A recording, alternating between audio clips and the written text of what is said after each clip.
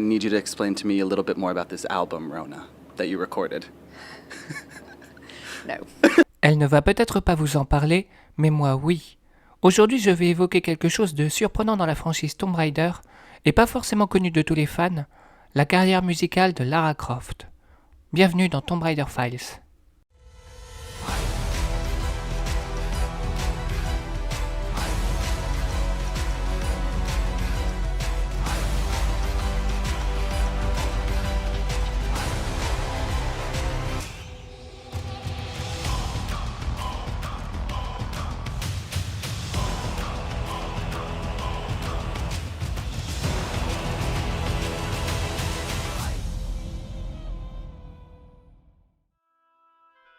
Mais pour en parler correctement, il faut revenir en 1996.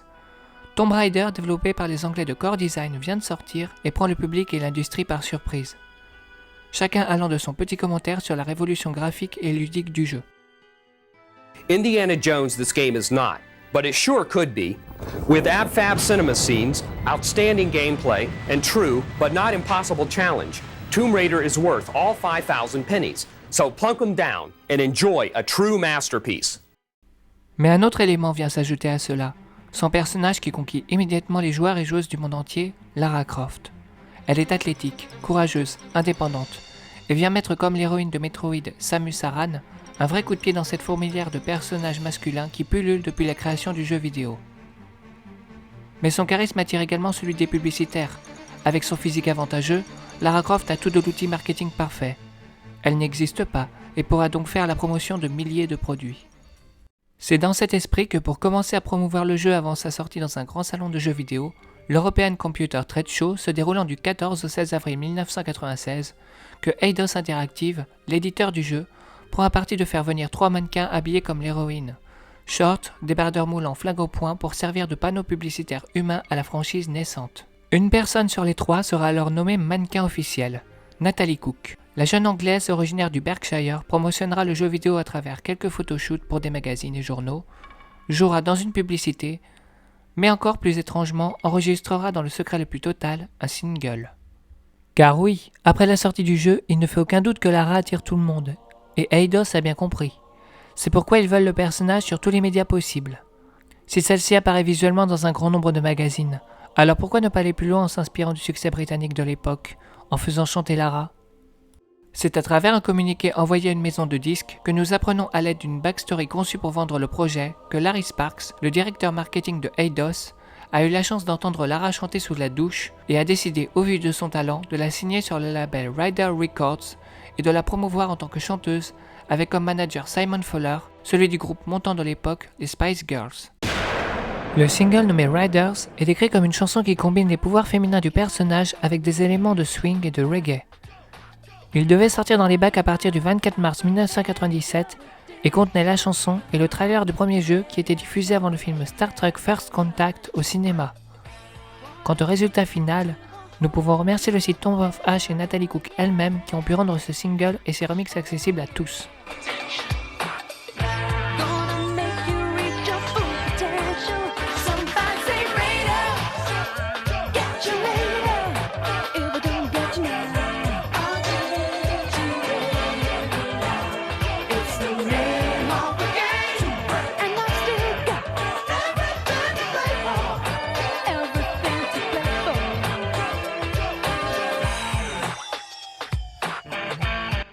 Les paroles sont écrites à la première personne et évoquent le côté girl power du personnage, citent le nom du jeu, utilisent des expressions comme « It's the name of the game » et font référence à des petites choses qui feront sourire les fans comme « My name is Lara, ok ?»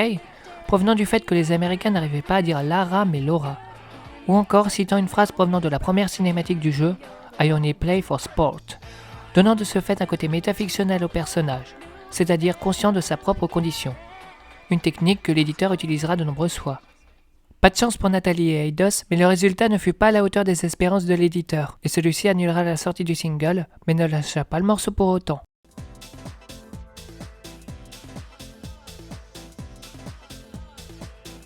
En 1997, Eidos lance discrètement sur le label Dance Naked Records le vinyle Riders, qui qui est une interprétation dance d'une des musiques du jeu composée par Nathan McCree, qui deviendra le compositeur attitré de la franchise jusqu'au 3e épisode des aventures de Lara Croft. Au cours de cette même année, nous apprenons qu'une nouvelle mannequin de 21 ans est engagée à point nommé pour faire la promotion du très attendu Tomb Raider 2 starring Lara Croft. Son nom, Rhona Mitra. Elle demeure à ce jour la Lara officielle la plus appréciée des fans. Elle est britannique, originaire du Hampshire, née d'un père anglo-indien et d'une mère irlandaise. Comme pour Nathalie avant elle, des projets musicaux concernant la jeune femme sont établis assez tôt comme le rapporte le quotidien britannique The Independent, qui rapporte l'arrivée de Rhona, mais aussi la création et l'achat d'un label musical par Eidos pour produire un futur disque.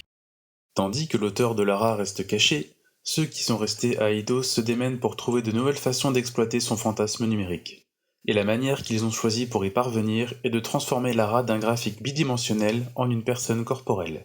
Une actrice de 21 ans, Rhona Mitra, a été choisie pour jouer le rôle de Lara lors de ses apparitions publiques, dans un album fictionnel et, espère-t-il, dans un long métrage.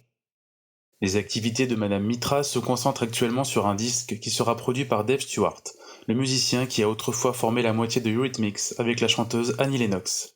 Cette semaine, le record multimillionnaire Stewart et l'ex-Rodeo Girl se rencontrent chez lui à Nice pour travailler sur le disque.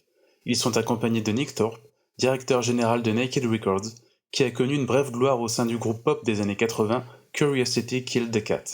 Monsieur Thorpe a créé le label en 1995, mais a vendu l'entreprise à Eidos en octobre dernier pour 250 000 livres sterling. Je pense que ce n'est que le début. Le potentiel de Lara est énorme.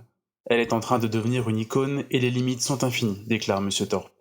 Les films sont en tête de liste des retombées possibles, et une bande dessinée serait vraiment cool. Mais nous voulons garder beaucoup de qualité dans ce que nous faisons. Nous ne voulons pas transformer Lara en Spice Girl. Mais leur succès est une question de temps aussi bien que de style.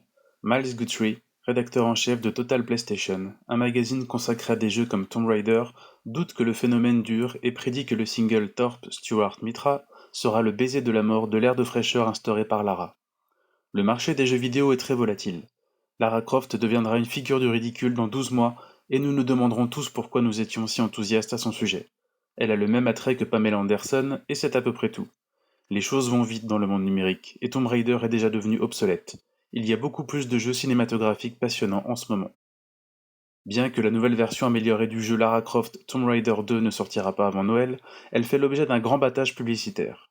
Cependant, ces avancées technologiques en incluront une que les fans adolescents du jeu ne manqueront pas d'apprécier. Pour l'instant, elle a des seins triangulaires qui ressemblent à 2 pyramides. Mais nous avons réussi à les lisser, elle aura des seins corrects. Déclare Jeremy Smith. Mais cela ne sera peut-être pas suffisant.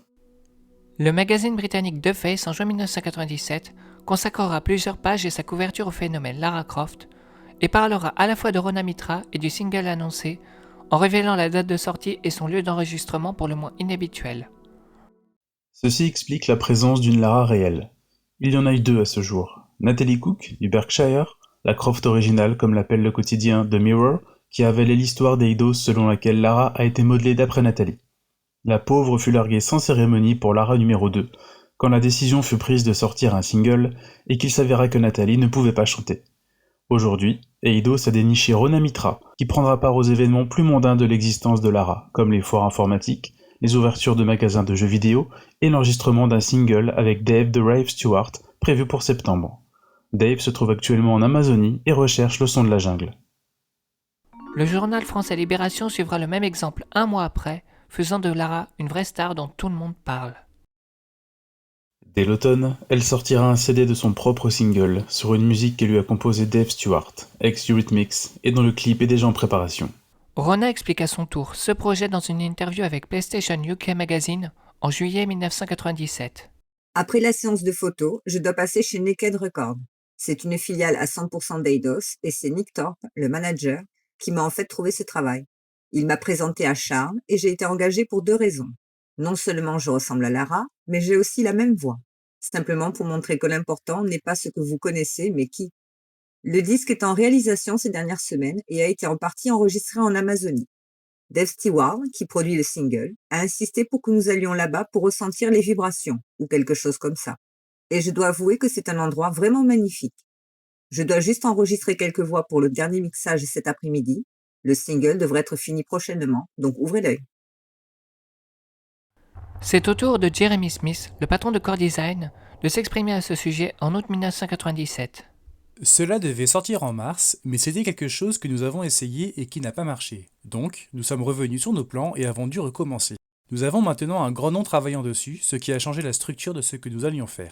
Mais celui-ci reste évidemment réaliste dans ses souhaits. Si le single n'est pas terrible, il est hors de question de le sortir à la vue des dégâts qu'il pourrait produire à la franchise et qui dépasseraient de loin tout le rendement commercial que nous pourrions recevoir. Le single s'intitulerait Beautiful Day et sera produit par Dave Stewart, ancien membre du groupe Eurythmics, pour une sortie fixée le 27 septembre. En attendant, Lara continuera de faire parler d'elle dans le monde musical, mais pour autre chose. Le mythique groupe irlandais U2 demandera à Eidos sa permission d'utiliser des images de l'héroïne virtuelle pour la projeter sur un écran géant lors de leur tournée Pop Mart Tour 1997. Core Design créera pour eux une séquence inédite. It's sort of you two here. We'd love to use Lara and Lara's image and what Lara represents on our latest U2 pop tour. And it's sort of put the phone down and pinch yourself a little bit. Et pendant que Lara fait feu de ses usines dans des stades remplissant des milliers de personnes aux quatre coins du globe au rythme de Hold Me, Thrill Me, Kiss Me, les choses s'accélèrent pour sa représentation faite de chez Eidos. Lors de la seconde apparition publique remarquée de Rona lors de l'ECTS, c'est bel et bien Beautiful Day que l'on entend dans les haut-parleurs diffusant un trailer promotionnel.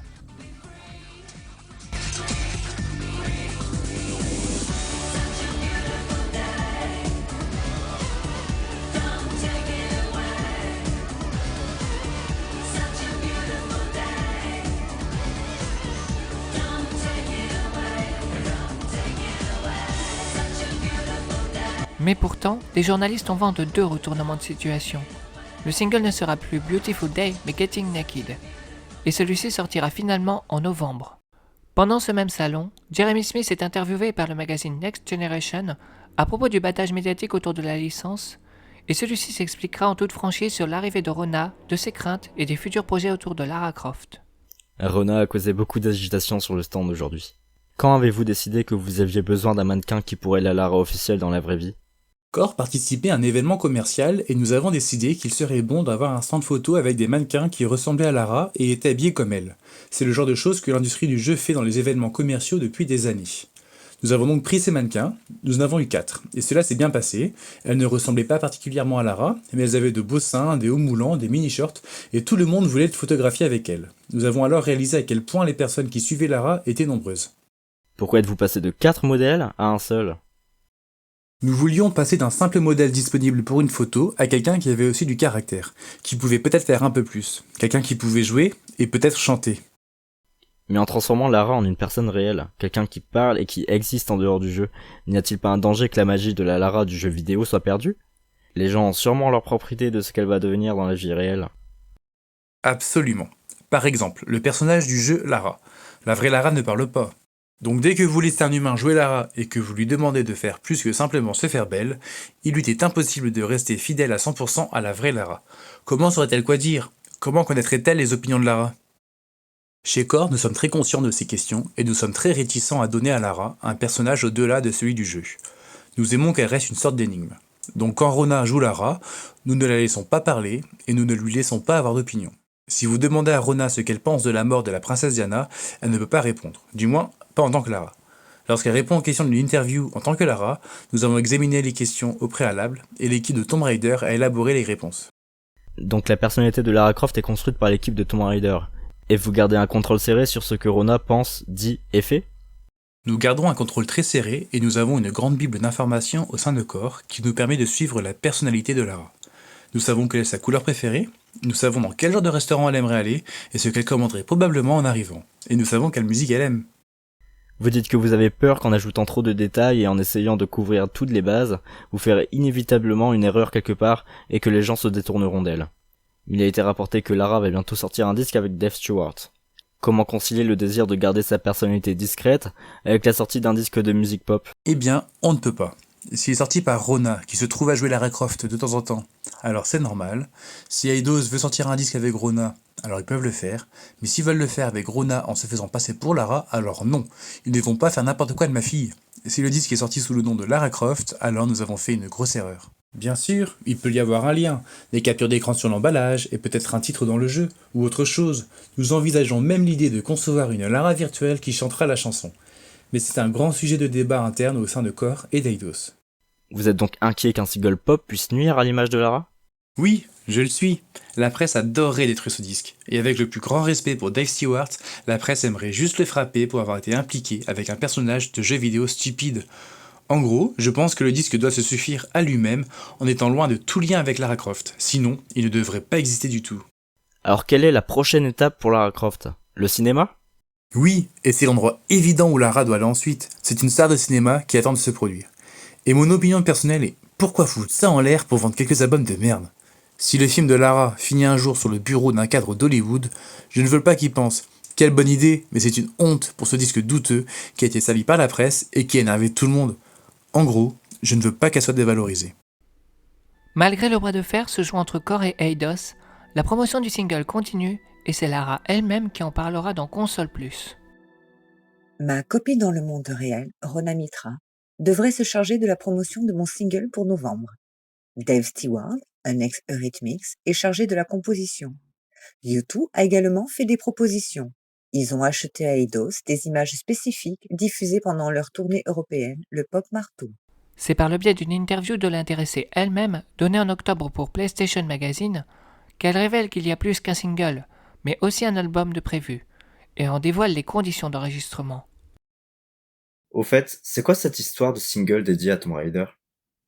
Je chante, c'est vrai. J'ai même enregistré un album en collaboration avec Dave Stewart. Pour retranscrire le background de Lara en musique, il a décidé de nous immerger dans des mondes organiques. Les plantes et les voyages sont une intarissable source d'inspiration. La première moitié du disque a donc été enregistrée en Jamaïque et la seconde moitié sur un bateau remontant le fleuve Amazon. Résultat, chaque chanson est un mélange de pop, de rock, de cyber et de bruit naturel. Livré quelque peu à moi-même, en pleine flore sauvage, je me suis sentie envahie par l'âme de Lara. C'était très étrange comme sensation. C'est finalement le 20 novembre 1997, soit un mois avant la sortie du très attendu Tomb Raider 2, que sort en France le single Getting Naked produit par Dave Stewart et enregistré sur le label Naked Records. Les droits de distribution allant à 13 Bis Records, une maison de disques indépendante française, et la publication s'effectuera par EMI France. Celui-ci contient également en seconde piste le titre Come Alive, ainsi qu'une plage interactive proposant plusieurs photos de l'actrice. Le fait que Dave Stewart résidait en France et les craintes de Jeremy Smith ont sans doute motivé le choix d'en faire une sortie unique. La promotion télévisuelle sera couverte en 1998 par l'émission pour ados Fan 2 sur M6, qui consacrera une partie de celle-ci à l'engouement que provoque Lara, à son fandom et au boom des sites internet sur l'héroïne. Aujourd'hui, cette Indiana Jones du futur est devenue un véritable phénomène. Après l'engouement des fans, c'est au tour des médias de s'en emparer. Et c'est pour cette raison qu'une jeune anglaise, Rona Mitra, a été recrutée pour chanter Getting Naked. Le journal Libération parlera de la sortie du single et le reste se fera via 3 magazines. VSD, qui fera de Vanessa Demouy, une actrice de série romantique pour ados français, une Lara Croft plus vraie que nature pour son hors-série spécial jeux vidéo qui sera très vite sold out. Le magazine pour hommes Max, quant à lui, proposera un article plus que douteux sur Lara, tournant bien plus autour du sexe que du jeu, et évoquant un clip tourné pour Getting Naked. Le rédacteur ne sachant visiblement pas qu'il avait vu un simple photoshoot, tandis que la rédaction, elle, hésitait entre Liz Hurley en décolleté plongeant et Rona pour sa première de couverture. Et puisqu'on parle de sexisme, les limites sont atteintes avec le magazine FHM qui proposera une longue interview aux questions plus que douteuses à Rona Mitra. Celle-ci décrira à sa manière la chanson titre aux influences pop-rock indé. Le single de Lara Croft est nommé Getting Naked. Quand était-ce la dernière fois que vous étiez nue en public ? Je ne crois pas que se mettre nu en place publique est vraiment recommandable. Il y a le club de striptease Stringfellow pour ça. Encore qu'il n'enlève pas tout, n'est-ce pas ? Cette chanson est à propos des coups d'un soir et d'une femme disant qu'elle souhaite y participer sans aller jusqu'au fond des choses. Pourquoi les préliminaires doivent-ils se terminer en pénétration ? Malgré une critique négative sur la qualité du single, somme toute subjective publié par Player One, reprochant à Rona un manque de relief sur sa voix et des compositions répétitives pour Dave, le succès commercial est relativement suffisant aux yeux de Eidos, et donne le feu vert pour la sortie de l'album sur le même label quelques mois après. Mais avant cela, Lara Croft sera à l'honneur dans une compilation officielle lancée en Allemagne en décembre intitulée A Tribute to Lara Croft, contenant des titres de plusieurs producteurs électroniques de l'époque qui utilisent les sons de Lara ainsi que les instrumentaux de Nathan McCree, le compositeur des jeux de Tomb Raider 1 à 3.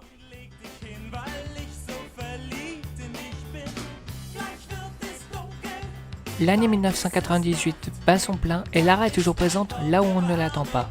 Elle sera utilisée par le groupe punk allemand Die Hardse pour la chanson Manners sind Schweine, les hommes sont des porcs. Ce titre punk rock parlant de la misogynie voit le groupe utiliser officiellement l'image digitale de Lara conçue par SZM Studios, la mettant en scène dans un combat à la John Woo contre les membres du groupe. Elle en parlera elle-même lors de sa première apparition télévisée dans l'émission allemande Queer. Aber diese ganz normale Arbeitskleidung hat natürlich auch einen großen Anteil an ihrem Erfolg und hat sie so berühmt gemacht, dass sie kürzlich sogar bei einem Video der Ärzte mitgespielt haben. Das Lied heißt Männer sind Schweine, die Ärzte sind auch Männer. Wie war denn die Zusammenarbeit mit den Schweinen, Ärzten?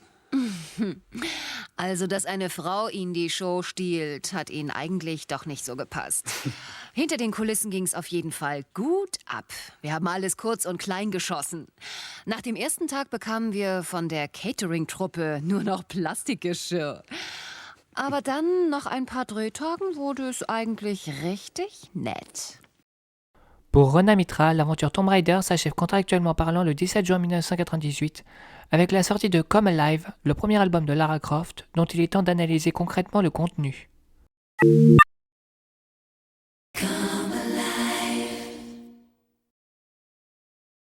L'album est entièrement produit par David Alan Stewart, un guitariste, auteur, compositeur, interprète anglais plus connu sous le nom de Dave Stewart. Ce nom, que vous avez pu entendre à de multiples occasions lors du visionnage, ne vous dira peut-être pas grand-chose en l'état, mais dans les années 80, il fonde le groupe britannique électronique Eurythmics et prend le monde par surprise en associant ses compositions électroniques à la voix de la chanteuse Annie Lennox, avec qui il a auparavant fondé deux groupes, The Catch dans les années 70 et The Tourist, au style plus pop-rock. Malgré un début en demi-teinte avec un premier album nommé In the Garden qui sera un échec commercial sorti le 16 octobre 1981, le duo n'en démord pas et poursuit malgré la dépression de sa chanteuse une voix différente, et enregistre de la façon la plus minimaliste possible avec seulement un clavier numérique, un magnéto à 8 pistes et les bruits industriels naturels, leur second album Sweet Dreams Are Made of This en 1983. La chanson-titre deviendra un tube et permettra de lancer définitivement la carrière du groupe, avec des hits comme Here Comes the Rain Again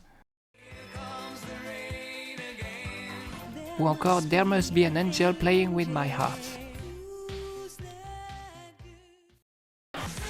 La symbiose des deux membres durera jusqu'en 1990, qui marquera la rupture du groupe jusqu'à un comeback en 1999 avec un dernier album nommé Peace.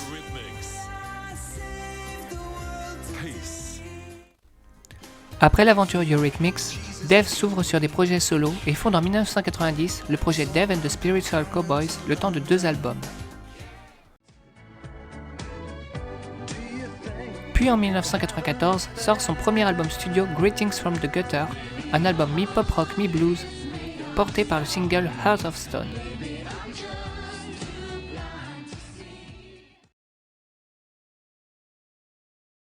On ne sait pas vraiment comment Dave a pu s'intéresser à Tomb Raider, et encore moins ce qui l'a poussé à accepter cette collaboration avec Eidos.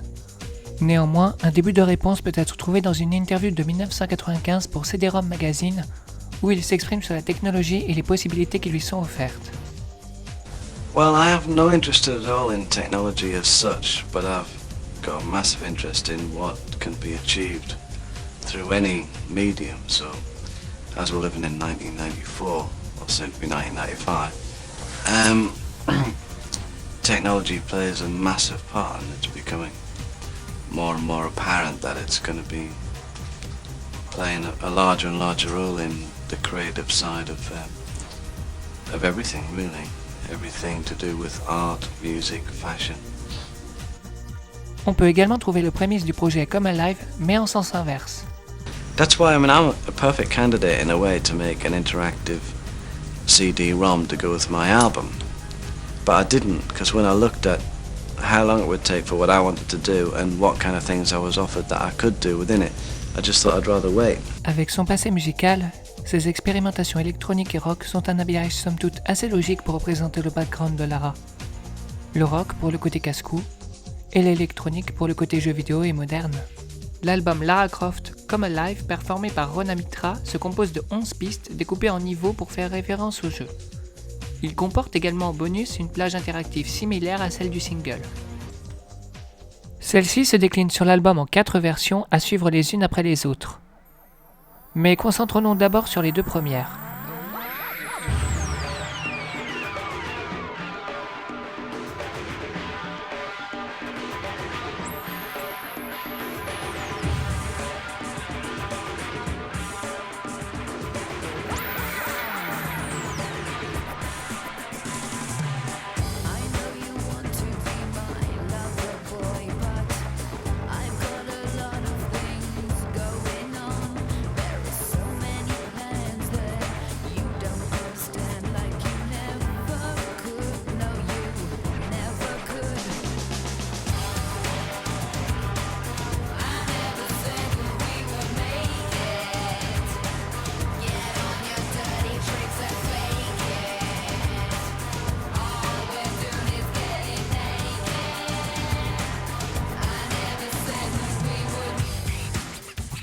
Le Arthur Baker Mix est arrangé pour rendre le titre techniquement pop-rock plus orienté hip-hop, avec l'utilisation en surabondance d'un effet de scratching,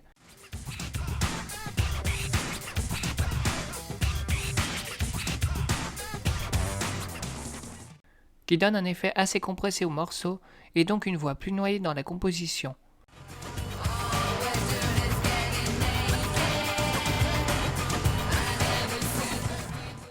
Il y a également un rap sur le pont.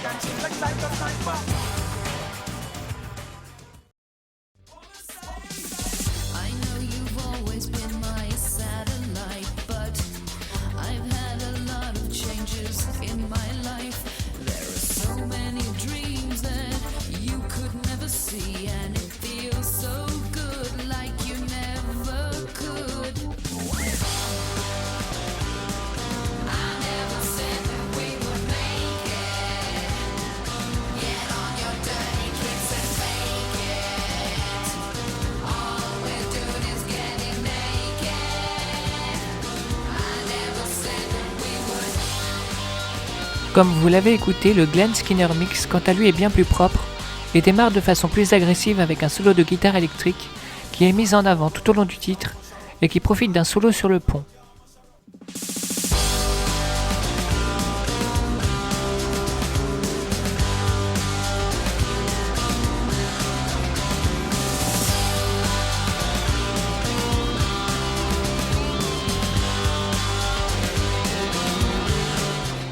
La voix de Rhona, quant à elle, est bien moins supplantée par les différents arrangements, bien que révélant quelques faiblesses sur le pont où une superposition vocale est utilisée. Le rap n'est d'ailleurs plus vraiment présent.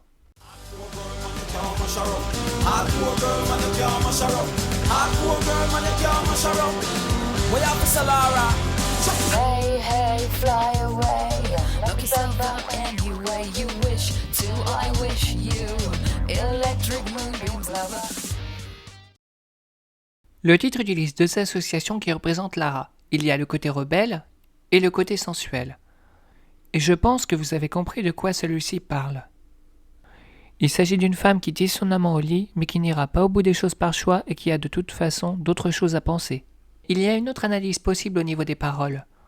Le rapprochement avec le marketing d'Eidos à l'époque, vis-à-vis de la franchise, est un parallèle assez intéressant à faire, car celui-ci proposait des publicités de plus en plus subjectives, en partie sous demande de la presse, mettant en scène son personnage dans des positions plus affriolantes les unes que les autres, mais ne souhaitant pas aller plus loin par conviction. Les 2 dernières versions sont Making Love, qui est un dub de plus de 7 minutes, c'est-à-dire un remixage qui met en avant le couple rythmique basse et batterie avec des effets électroniques.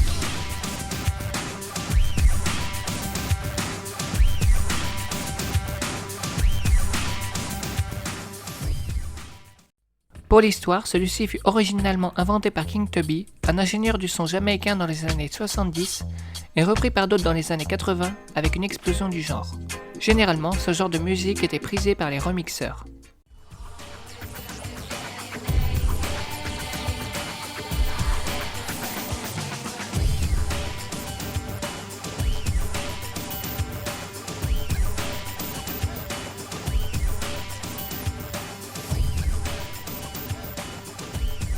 Naked 12 Vogue, quant à elle, n'est qu'une superposition du dub mix avec la version Arthur Baker, allongeant la sauce pendant 7 minutes.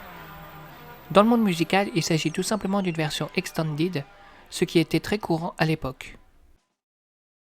Beautiful Day Glenn Skinner Mix, le single annulé, est présent en 5e titre et poursuit avec une ambiance plus dynamique et pop. Une intro au synthé démarre et un riff de guitare et de batterie lance ces 3 éléments qui serviront d'habillement à la chanson.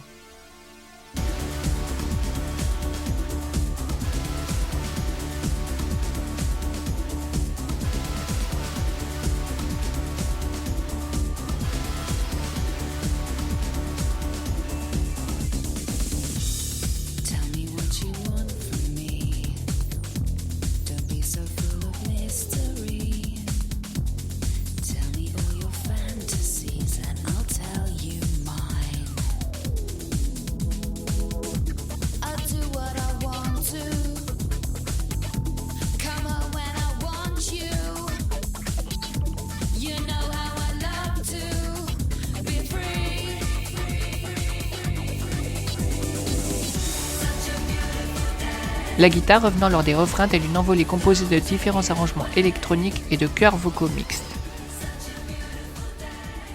La voix de Rona, plus faible au premier couplet, est chantée avec un registre bas, mais gagne en assurance par la suite.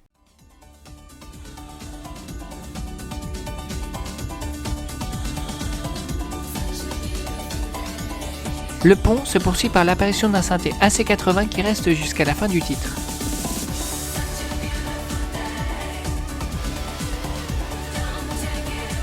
Le tout est un sacré bordel, mais assez fun à écouter, je dois dire. Les paroles, sans équivoque, parlent d'une femme partageant ses désirs, sous-entendu ses fantasmes les plus secrets avec un homme, mais insistent sur le fait que c'est elle qui mène la danse. Il y a une deuxième interprétation possible. Cet homme pourrait être le joueur, que Lara le personnage contrôle alors. Les rôles s'inversent.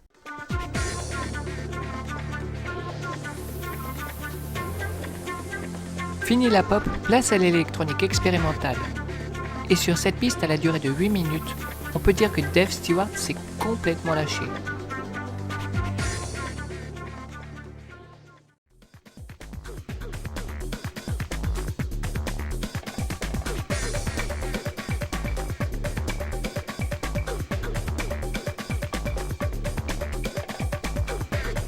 Beautiful Day Sure is Pure utilise allègrement des sons de Lara en train de nager, se prendre des murs, être dans l'effort. Et les combine à de multiples influences à la fois de type samba, égyptienne et électronique.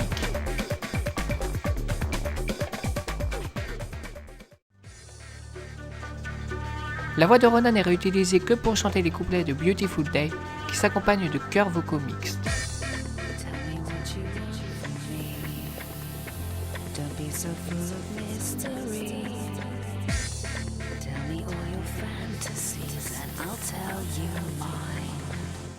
Ce mix est très intéressant en matière de composition et laisse imaginer toutes les possibilités offertes par le jeu en matière d'utilisation détournée de ces effets sonores qui s'avèrent désormais cultes. Un exercice qui a par ailleurs été réalisé dans l'album A Tribute to Lara Croft.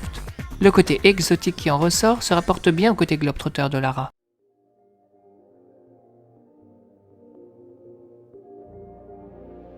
Come Alive, qui était aussi la plage 2 du single, vient ensuite après ce surchargement pour aérer le disque en proposant une ambiance plus sensuelle, hypnotique et mélancolique, aidée par une nappe de synthétiseur, couvrant un rythme composé d'un loop de batterie et de quelques notes électroniques ici et là.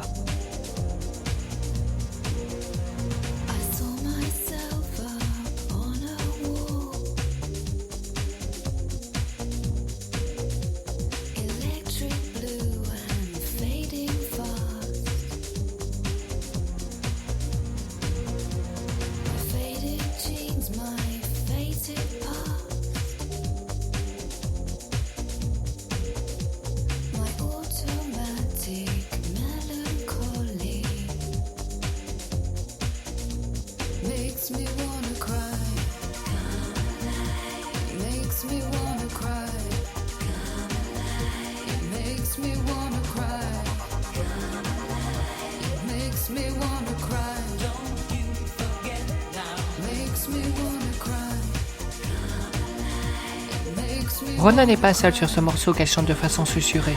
puisque des chœurs aigus et graves féminins se superposent lors du refrain. Sinon les parties refrain et couplet, la voix de Rona insiste bien sur les sons en S en faisant ressortir sa voix grave dans les refrains.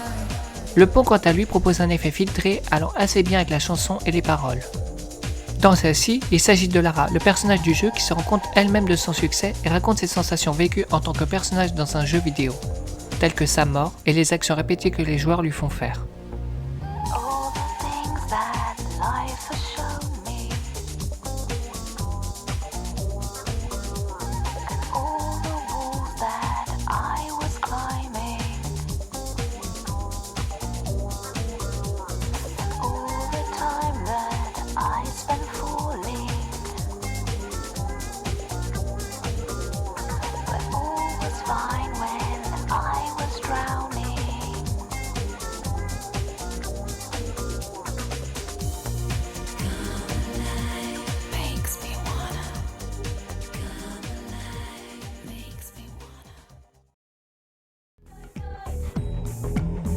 Tashina nous lance dans une atmosphère rythmée et New Age avec un rythme composé de percussions indiennes, de bruits synthétiques et de chœurs masculins.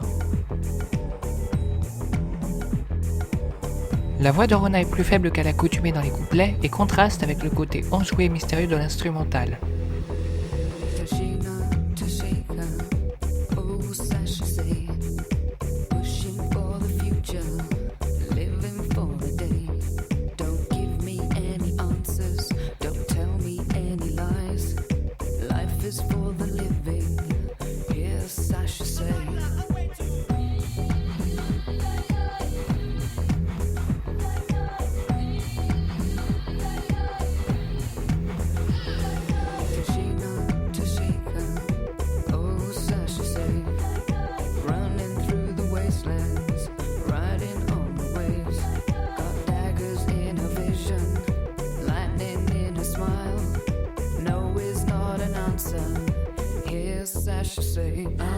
Le refrain superpose le rythme de basse et de percussion avec de la guitare et des chants vocaux féminins du plus bel effet, alors que Rona lance de sa voix suave.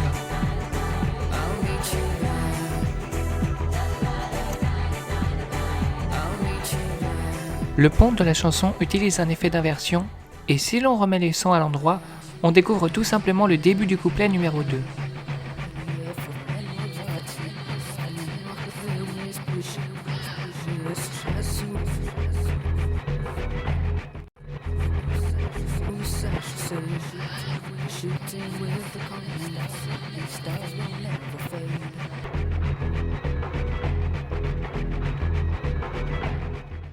Le pré-refrain final ajoute tous ces éléments entendus avant et ajoute un chœur masculin supplémentaire avant que la voix de Rona ne se fasse entendre avec un effet d'écho.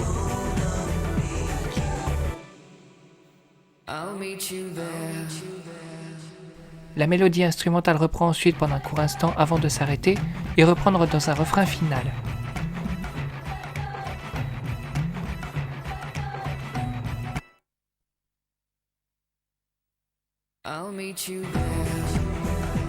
Il s'agit d'une rupture musicale.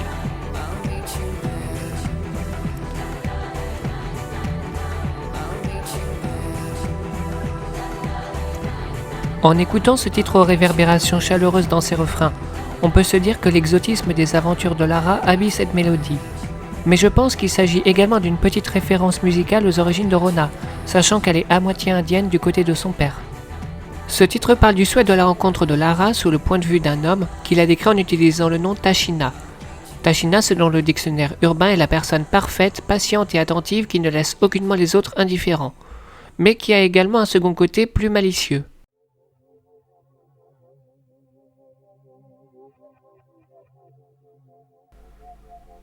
Really Real installe une ambiance oscillante entre la sensualité et la mélancolie. Nous retrouvons dès le début une nappe de synthé et quelques cordes artificielles servant d'ambiance principale, avant qu'un rythme de batterie et de basse ne s'y accroche alors que la voix susurrée de Rona déclame.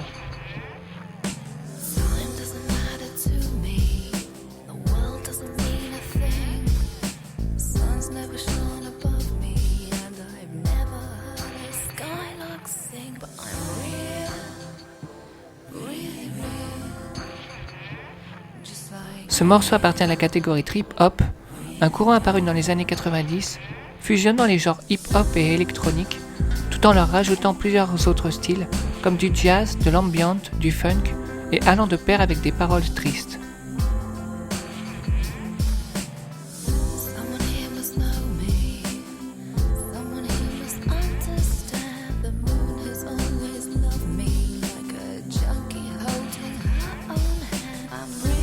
Le pont ajoute un solo de trompette qui ajoute au côté sensuel du morceau, alors que Rona, la voix en reverb, se met à rapper de façon peu intelligible.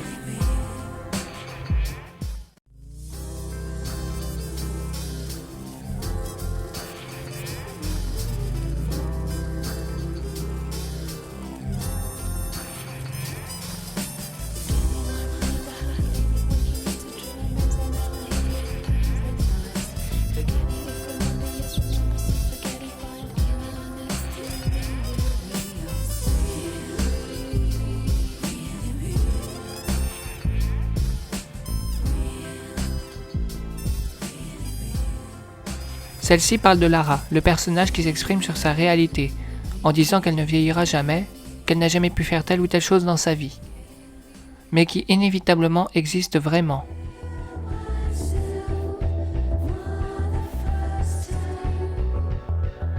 Feel Myself reste dans un style similaire à la chanson précédente, mais cette fois dans une ambiance plus chaotique. Dans ce titre où se croisent des passages rap de Rona contrastant avec des refrains plus éthérés, se mêle un côté gospel avec des chœurs et des guitares de fond assez folles, ajoutés à différents effets de synthé qui donnent à ce titre un côté assez tripant.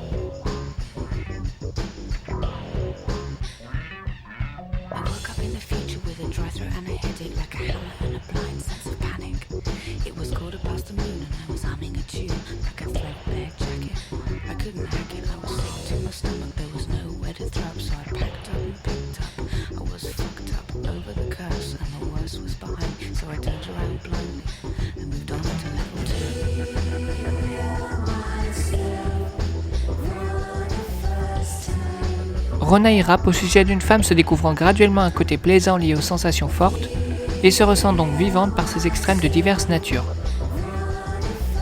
Bien sûr, cela pourrait être mis en relation avec le côté aventureux et casse-cou de Lara.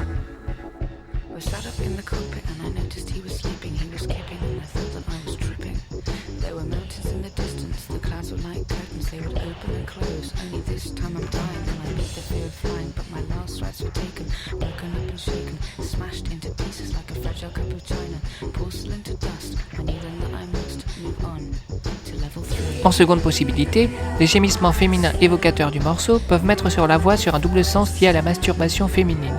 Mais le texte reste assez vague.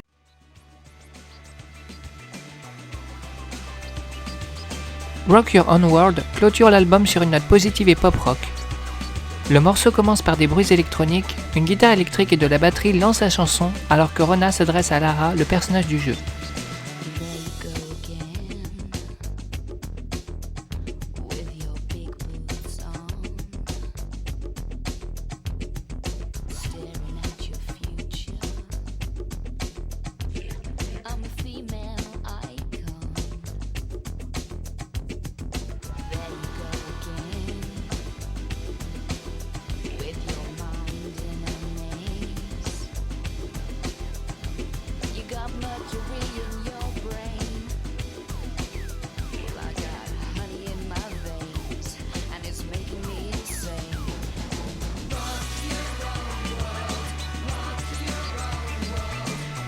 Thématiquement, cette chanson de l'album propose de mettre Rona, l'incarnation de Lara, en face de Lara elle-même et lui invite désormais à vivre sa vie sans se poser de questions sur son appartenance physique au monde qui l'entoure, alors qu'elle lui sert de projection dans la vie réelle.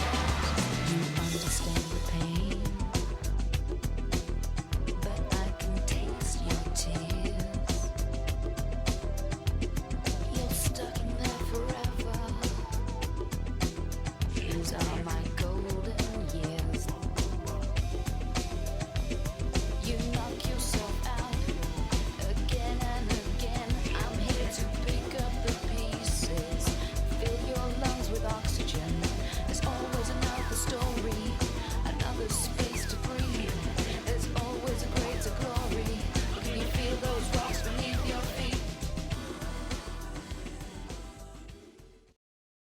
À la fin de l'écoute de ce disque, il y a comme un effet de rendez-vous manqué ou de manque de consistance avec son thème principal. Mais quel est ce thème finalement ?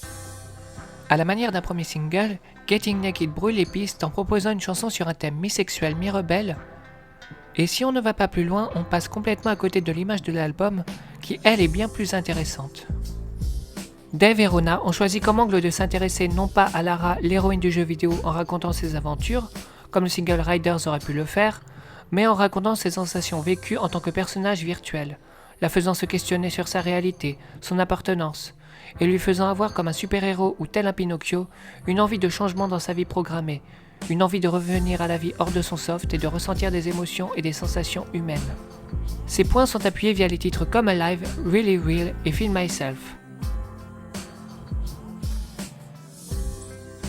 Le point culminant est atteint avec la conclusion Rock Your Own World, où Rona, l'interprète de l'album, s'adresse elle-même à Lara. Quant à Tashina, elle est plus dans la description pure et dure, bien que très imagée du personnage. Getting Naked et Beautiful Day, quant à elle, jouent plus sur le côté femme libre et indépendante de Lara, la faisant jouer avec son public masculin, qui la tête plein de fantasmes, n'auront jamais ce qu'ils espèrent. L'album est ainsi donc découpé en deux parties. Une partie plutôt basée sur le côté sexy et indépendant du personnage, avec des titres un peu racoleurs comme Naked 12 ou Making Love, et une seconde à partir de Come Alive, plus basée sur le côté conceptuel de crise existentielle dont j'ai parlé tout à l'heure. Mais malheureusement, cette première partie de l'album laisse un amergoût de remplissage artificiel en ajoutant 3 remixes à la suite du titre principal, donnant de ce fait un effet de surcharge alors que la seconde partie a bien plus de sens thématiquement parlant et en termes d'ambiance musicale.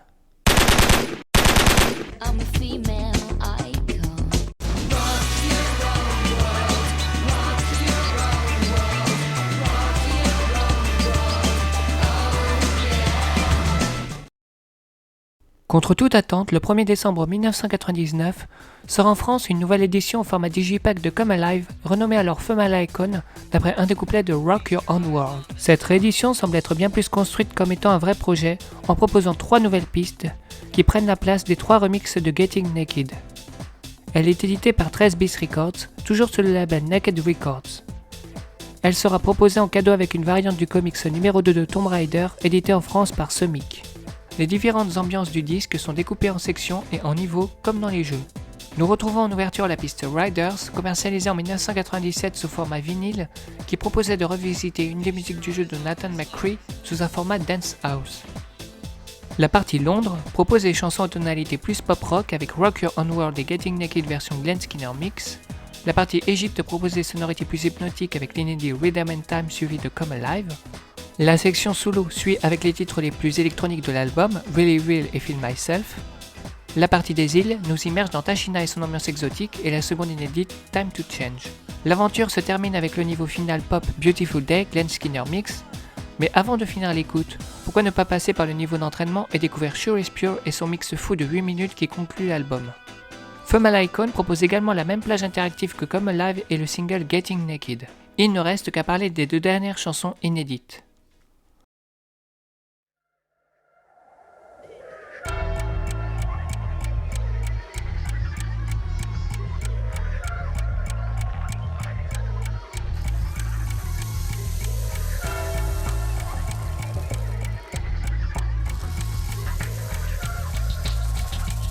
La première, Rhythm and Time, est une chanson au style trip-hop où se côtoient des sonorités psychédéliques et ethniques qui accompagnent un bruit de respiration et le tic-tac d'une horloge omniprésent qui donne le tempo à un texte très imagé sur la condition de Lara et son rapport au temps en se demandant dans un refrain à la texture aérienne qui peut bien provoquer ses actions.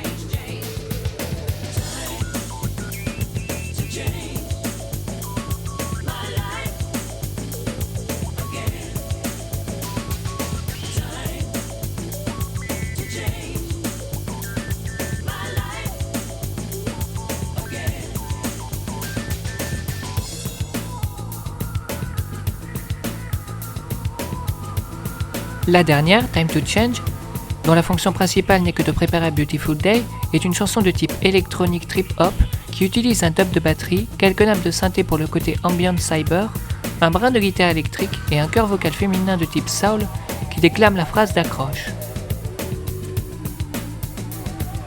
La participation de Rona sur cette chanson sur le thème du changement est assez minime, puisqu'elle n'aura que quelques phrases utilisant un effet vocal.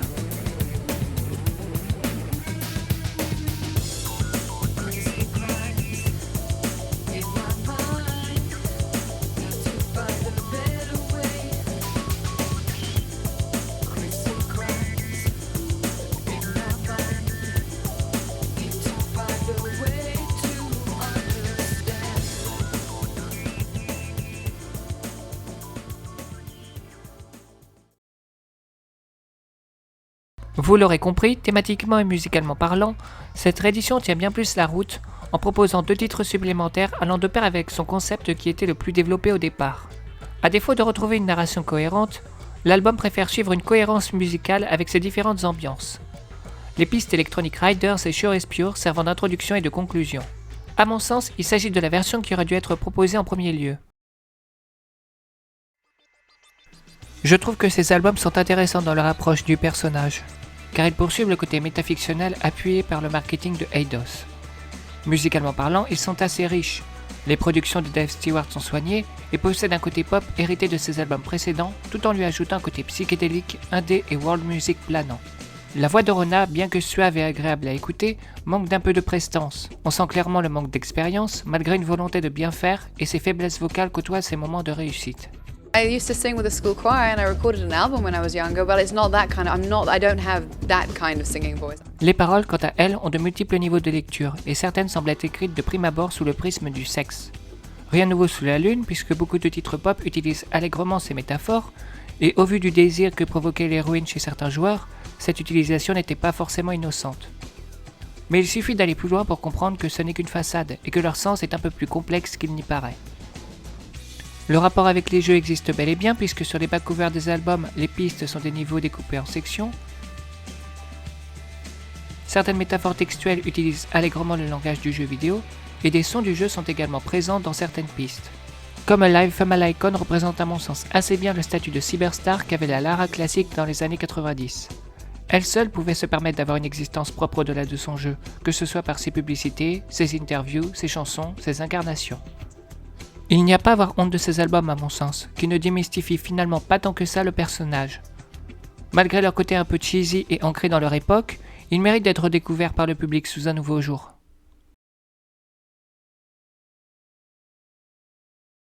Nous ne connaissons pas vraiment le destin commercial de ces albums, mis à part que Wikipédia qualifie Come Alive d'échec commercial.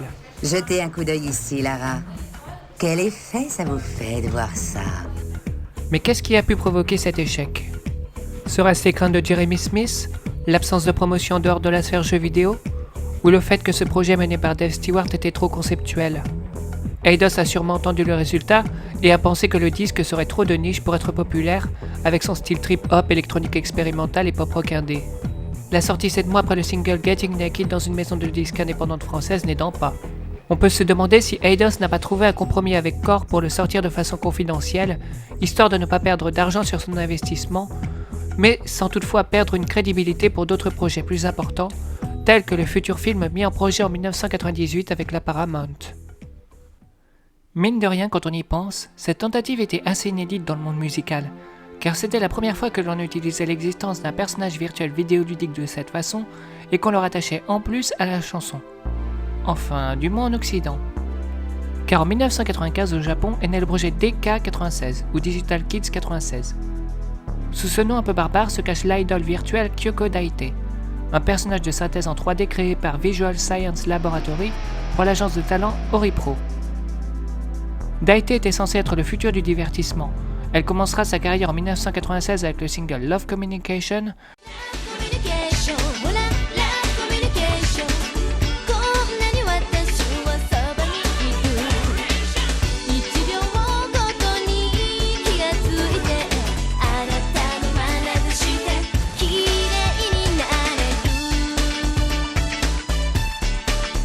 mais celui-ci ne provoqua pas l'engouement tant espéré, et le projet tombera en désuétude malgré d'autres tentatives infructueuses en 1999, 2001 et 2007.